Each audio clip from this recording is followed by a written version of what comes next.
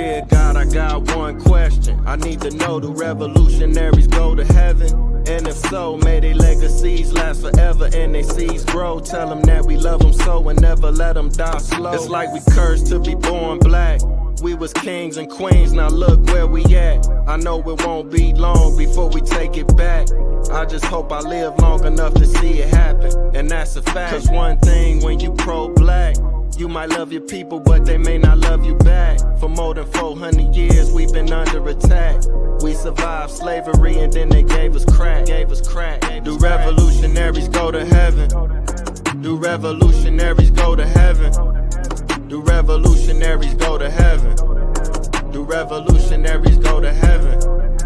Do revolutionaries go to heaven? I wanna know. Do revolutionaries go to heaven? I hope so. Do revolutionaries go to heaven? I wanna know. Do revolutionaries go to heaven? I hope.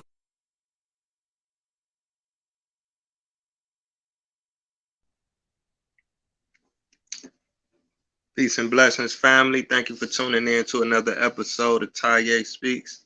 We got a very special guest in the house. I first found out about this brother on YouTube. He has some videos. You got to check out his page. He talk about some deep stuff, man. So we're going to get into it. But for the viewers who may not recognize you, welcome to the show, King. Let them know what your name is and definitely let them know where you're from. Yes, sir. Yes, sir. Peace and blessings. My name is Khalid Karim. Affectionately, for those that know me, they call me Brother Khalid. From DC, born and raised, but I've stayed in a few other places in the DMV area, Arlington, Alexandria, Maryland, even stayed in St. Croix, the Virgin Islands. Had a pretty dysfunctional and rough upbringing, like many inner city youth, but you know, I made a lot of bad decisions on my own as well, you know, and eventually wound up in a Virginia prison system serving a life sentence. Of that, I did 25 years, and I've been home for a couple of years now, working hard, involved and invested in the community, published a poem book. Like the brother said, you know, I have a YouTube page, a YouTube channel entitled Lessons Learned by Khalid Karim 75, where I just share my experiences in prison, my life, and other people's experiences, to try to keep those that may be going down that path away from that path, or just to make people who are listening think about some of the lessons that I've learned in my life, and maybe, you know, they can look at it and, you know, it may help them with their own lives. So, you know, that's where I'm at. Oh, okay. It's definitely an honor to have you on the show, King. If anybody is interested in the book, you know, they want to read some of the poems that you wrote, where can they get a copy of the book? You can get a copy of it at lulu.com. I have it. It's called I Was Just Thinking. Give me a second. I have it. Okay.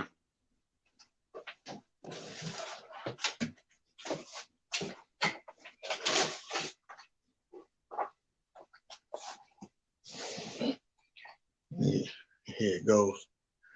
Rose and May see.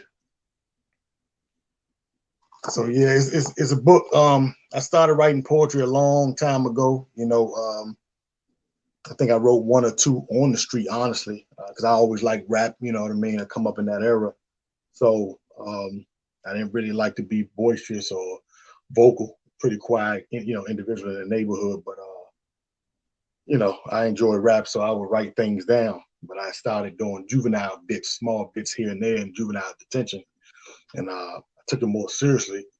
And upon, you know, falling on this bit, I just, you know, started writing a lot of my thoughts in, you know, poetic form. And I always read poetry. I love poets, and you know, I've been influenced by so many of them that I just, you know, sat down and started doing it, taking it seriously. And a few guys that I knew along the way, I never really shared it, you know, until I came across some brothers that actually loved it as much as I did. When I shared it, a lot of them were like, man, you know, put this out, you know, do something with it. So I entered a few contests, got, you know, it actually wound up in a couple of small publications, you know, and I was grateful for that. And that kind of fueled my drive. And after that, you know, as they say, the rest was history. You know, a friend of mine helped me publish the poem book. And I have another one coming out in January. you know, and that'll probably be on Amazon. And that was entitled tentatively Still Thinking, you know. So I'm still writing every day for the most part. And, you know, I'm working on another book about prison and the life in that, you know. So I'm working, I'm staying occupied, I'm staying busy, you know, just trying to make people aware, you know, sharing my story, you know. Oh, okay, man. That's dope, man. Salute to you, man. Doing something positive and creative. You Appreciate it. definitely an inspiration. So I got a question about the book. Yes. Is it a collection of poems from, you know, since you've been out, or some did you write while you was in prison, or Oh, well, this particular book, all of them are from the inside. All of them that, you know, it's a variety of titles. One is called Mantra. You know, there was a saying, and you've heard it, can't stop, won't stop. I wrote a poem about that. I wrote one called I Remember. I wrote one called My All. You know, you know, pigeon feathers. That was one because a lot of us will look at the birds when we walk that prison yard, you know, and we used to be like, man, if I had wings, I don't even know why they be around prison. I'd be everywhere. You know, we just imagine that we were birds. And you know, one day we came out, you know, a lot of us used to come out, and where we were in a place in Virginia called Nottoway Correctional, there was a hawk that frequented the prison. He guard, you know, that was his hunting ground. And he would snatch them pigeons out of the air. You know, and one time we walk on the yard, we see the dead pigeon and the feathers. And I told the guy, I said, man, you know, we wanting to fly, but there are consequences to that too. You know what I mean? So I wrote a poem called Pigeon Feathers. You know, I wrote a poem about our elders called, you know, Our Elders. I wrote one on Harriet Tubman. And I love that sister, you know what I'm saying?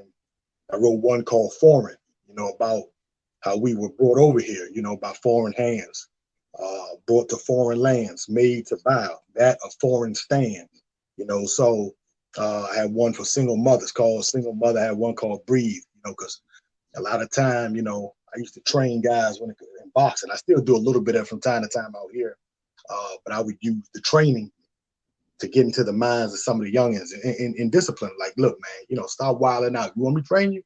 Stop wilding out. Stop acting out of character, etc. So, you know, but one of the things we were taught in that, in any sports, any therapy, you know, you're taught to breathe. You know, when you're flustered, you're panicking, breathe. You know, when you're running too hard and you can't catch your breath, breathe. So I wrote a poem about that. So yeah, all of them were written, you know, behind bars.